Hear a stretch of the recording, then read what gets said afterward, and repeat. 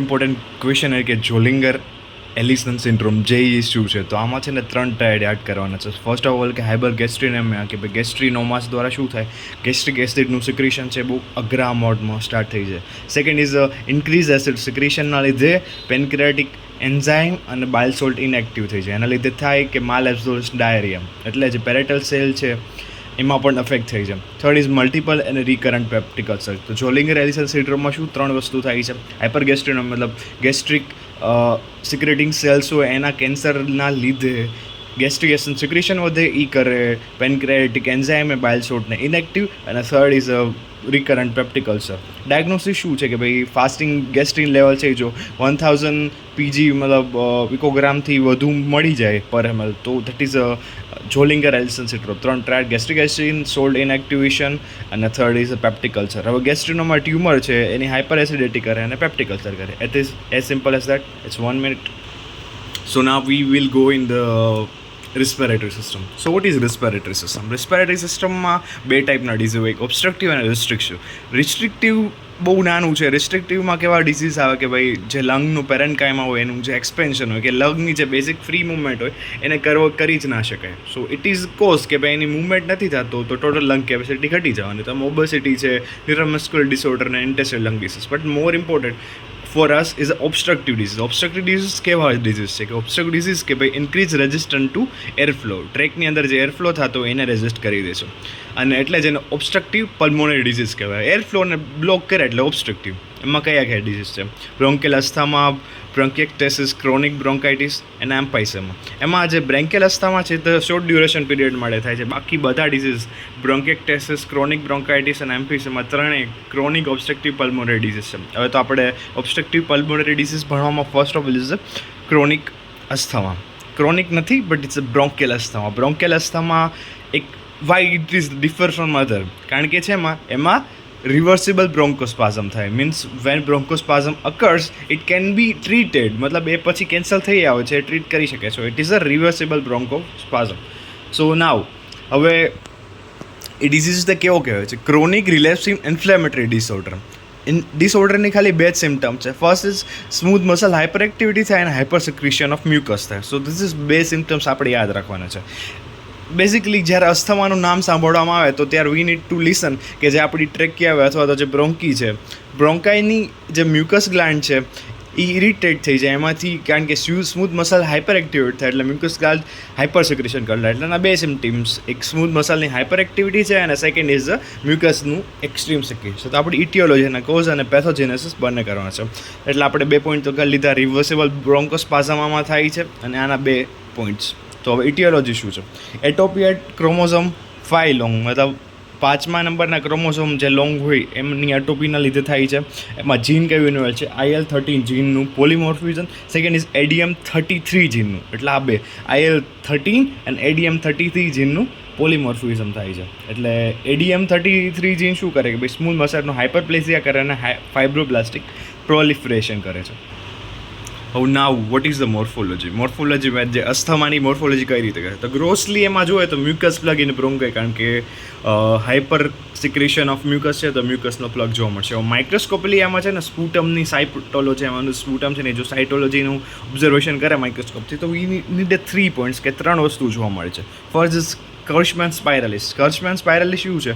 કારણ કે જે મ્યુકસનો જે પ્લગ છે અને એ જો ટ્રેકિયામાં રિફ્લેક્ટ થાય તો જે ટ્રેકિયા રિંગની જે શેડો પડે ને ધેટ ઇઝ કર્શમેન સ્પાઇરાલિસ. એટલે જ્યારે van we C histology of તો આપણે કહેવાય કે કર્શમેન સ્પાઇરાલિસના લીધે રાઉન્ડેડ આઉટ સ્ટ્રક્ચર જોવા મળે છે. એટલે કર્શમેન સ્પાઇરાલિસ ઇઝ લાઇક ધેટ.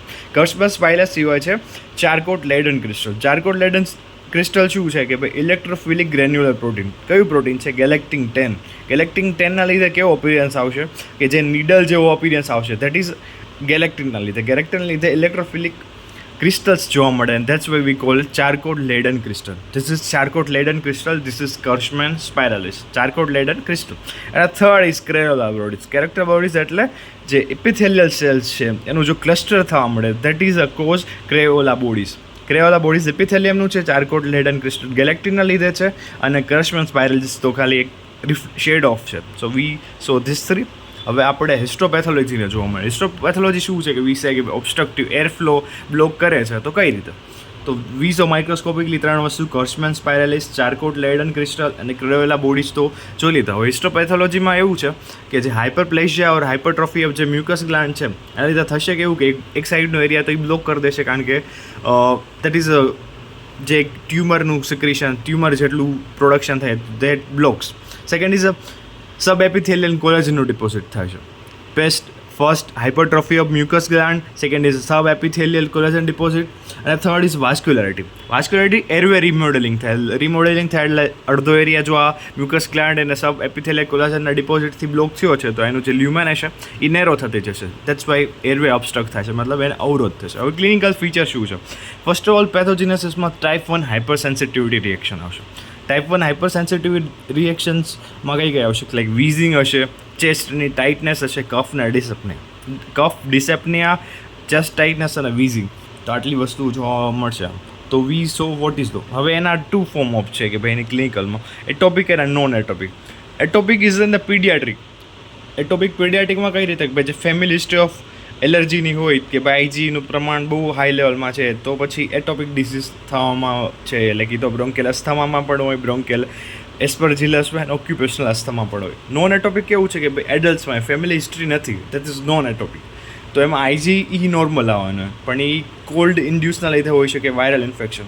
તો વાયરલ ઇન્ફેક્શનમાં કઈ રીતે હોય? એક્સરસાઇઝના લીધે પણ થઈ શકે છે, ડ્રગના લીધે. અને drug that is more responsible આના માટે છે એ એસ્પિરિન છે. So next symptoms is bronchiectasis. બ્રોન્કેક્ટેસિસમાં આપણે ઓપીડીમાં કીધું હતું કે ઓબ્સ્ટ્રક્ટિવ પલ્મોનરી ડિસીઝમાં એક બ્રોન્કેક્ટેસિસ. બ્રોન્કેક્ટેસિસ છે શું? હવે પહેલાંની અંદર કેવું હતું, ઓબ્સ્ટ્રક્શન થતું હતું જે હાઇપરપ્લેશિયા ઓફ હાઇપરટ્રોફી ઓફ મ્યુકસ ગ્લાન્ડ અને પછી કોલાજન ડિપોઝિટના લીધે. આમાં થશે પરમેનન્ટ એબનોર્મલ ડાયલેશન. આપણે કીધું હતું કે asthma as a reversible, but it is not reverse, એટલે આમાં પરમેનન્ટલી થાય. So that line is important. Permanent abnormal dilatation શેના લીધે થાય છે? First of necrotising and destructive inflammation of bronchi and bronchioles. એટલે નેક્રોસિસ એ થશે અને ડિસ્ટ્રક્ટિવ ઇન્ફ્લેમેશન થશે. ઇટિયોલોજી શું છે? ઇટિયોલોજી મતલબ what is a causing factor. તો કોઝિંગ ફેક્ટર્સ 3 હોઈ શકે છે. એક તો infection like TB like infection, second is obstruction due to tumour, કારણ કે જે પરમેનન્ટ એબનોર્મલ ડાયલેશન થાય છે તેમાં કયું કોઝિંગ ફેક્ટર હોય છે? એક છે infection, obstruction due to tumours અને કન્જેનેટલ ડિસઓર્ડર. તો congenital disorder we need to understand કયા હોઈ શકે. એક તો છે cystic fibrosis, it's a congenital જે ઇનહેરિટ થતો હોય છે. સેકન્ડ ઇઝ પ્રાઇમરી સિલિયરી ડિસ્લેપ્નિયા સિન્ડ્રોમ.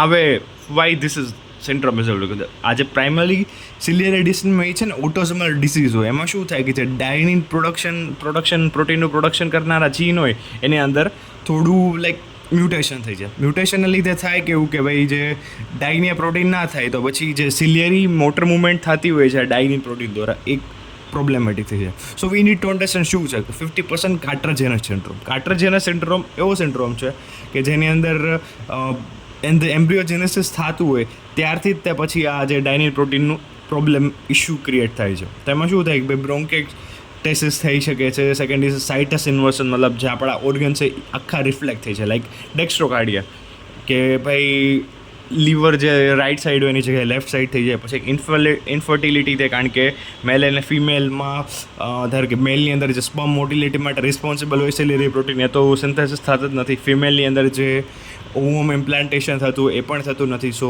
ઇટિયોપેથોજેનસમાં ઇન્ફેક્શન, ઓબ્સ્ટ્રક્શન અને કન્જેનેટલ ડિસઓર્ડર. કન્જેનેટલ ડિસઓર્ડર કયો છે? પ્રાઇમરી સિલિયરી ડાયસ્લેરિયા. તો પેથોજેનેસિસ. So what is પેથોજેનેસિસ? પેથોજેનેસિસ કઈ રીતે મતલબ થાય છે? તો હવે આપણે એક પકડી દીધી બ્રોન્કેક્ટેસિસ છે તો બ્રોન્કીમાં જ થયો. તો બ્રોન્કીની અંદર કેવું છે ભાઈ ટ્યુમર માસને લીધે એક ઓબ્સ્ટ્રક્શન થશે. ઓબ્સ્ટ્રક્શનના લીધે કેવું થશે કે ત્યાં બેક્ટેરિયા ગ્રોથ થશે અને ઇન્ફેક્શન થશે અને that will cause a necrotising inflammation. એટલે નેક્રોટાઇઝ કરે એવું ઇન્ફ્લેમેશન એવો સોજા આવશે. સો બ્રોન્કીની અંદર કેવું પહેલાં ઓબ્સ્ટ્રક્શન, સેકન્ડ ઇઝ ઇન્ફેક્શન, પણ પછી ઇન્ફેક્શન લીધે પાછું સિક્રેશન અને it will cause obstruction. This is a vicious cycle. તો it is a necrotising infection due to obstruction of tumour marks and infection of bacteria. તો ઓબ્સ્ટ્રક્શન ઓફ ઇન્ફેક્શન એક initial કરે એવી ઇવેન્ટ છે. તો આપણે એનું જો ગ્રોસ એક્ઝામિનેશન જોઈએ તો શું કરે કે ભાઈ જે આપણે કીધું હતું કે એબનોર્મલ ડાયલેટેશન ઓફ એરવે, તો કોનું ડાયલેટેશન થશે? બ્રોન્કી અને જે બ્રોન્કેલ હોલ છે એનું થિકનિંગ થશે. તો એના લીધે આખું જે એરવે હોય એ આખી આમ like this is when we see like એનું એક્ઝામિનેશન કરે તો that is not in a proper shape. Clinical features શું છે? ક્લિનિકલ ફીચર્સ ફીવર્સ, કફ, પ્લુરાઇડ, સ્વોમટ. પણ છે ને કફ કેવું થશે કે ભાઈ સવારે મોર્નિંગમાં બહુ વધુ જશે અને એની જે પોઝિશનિંગ ચેન્જ છે એ પણ મતલબ કઈ જગ્યાએથી નીકળે ડિસ્ક કરશે. અને કોમ્પ્લિકેશન શું શું હોય છે કે એક તો લંગ એબ્સેસ છે, રિનલ એબ્સેસ છે અને આર્થરાઇટિસ, સુપ્રાયોરિટી આર્થરાઇટિસ, એમાઇલોઇડોસિસ, બહુ બધી વસ્તુઓ છે. પણ this is not a pre malignant lesion કે ભાઈ આનાથી કેન્સર થાય એની પોસિબિલિટી ઓછી છે. So now will discuss about a chronic bronchitis. Chronic bronchitis એટલે શું છે? ક્રોનિક બ્રોન્કાઇટિસ એટલે persistent production of cough. persistent production of cough એટલે કઈ રીતે કે ભાઈ કોન્સ્ટન્ટલી પ્રોડક્ટિવ કફ છે એટલે પ્રોગ્રેસિવલી વધે છે. એને આપણે બ્લુ બ્લોડર્સ પણ કહીએ. કેમ? Will discuss later. But in the chronic bronchitis persistent productive કફના લીધે શું થાય કે ભાઈ એક રિસ્ક છે લંગ કાર્સિનોમ હોવાનું. પણ ડેફિનેશનમાં એક ક્રુશિયલ વર્ડ છે. બ્રોન્કાઇટિસમાં કેવું હતું કે બ્રોન્કેક્ટેસિસની અંદર એબનોર્મલ ડાયલેટેશન હતું. ક્રોનિક બ્રોન્કાઇટિસમાં productive cough but 3 months, more than 3 months રહેવો જોઈએ ને 2 consecutive years, મતલબ કોન્સ્ટન્ટલી 2 વર્ષની અંદર 3 મહિનાથી વધુ રહેતો હોય that is called chronic bronchitis. બાકી બીજી રેમેડીઝ કરવાનો પ્લાન કરવો જોઈએ. બટ હા, એક લાઇન છે કે વિથઆઉટ એની આઈડેન્ટિફાયેબલ કોઝ, મતલબ આનો આપણને કોઝ ખબર ના પડવો છે. શું છે pathogenesis? Smoking mostly strongly associated is a smoking. એના લીધે થશે કે હાઉ ધીસ ઇઝ હેપન્સ, મતલબ વોટ ઇઝ એટિયોલોજી. એટલે એનું પેથોજેનોસિસ એ છે કે ક્રોનિક ઇરિટેશન ઓફ બ્રોન્કાઈનું ક્રોનિક ઇરિટેશન થશે. હવે મોર્ફોલોજી કેવું છે કે ભાઈ અર્લીએસ્ટ ફાઇન્ડિંગ આમાં શું મળશે? ઇરિટેશન થાય છે બ્રોન્કીનું તો મ્યુકસ ગ્લાન્ડની હાઇપરટ્રોફી થશે અને મ્યુકલ ગ્લાસનું હાઇપરસિક્રેશન થશે. ગ્લોબ્લેટ સેલનો મેટાપ્લેઝિયા અને બ્રોન્કેલાઇટિસ ઇન્ફ્લેશન એટલે ફાઇબ્રોસિસ થઈ છે. એની માટે આપણે એક ટર્મ કરીએ છીએ રેડ્સ ઇન્ટેક્સ.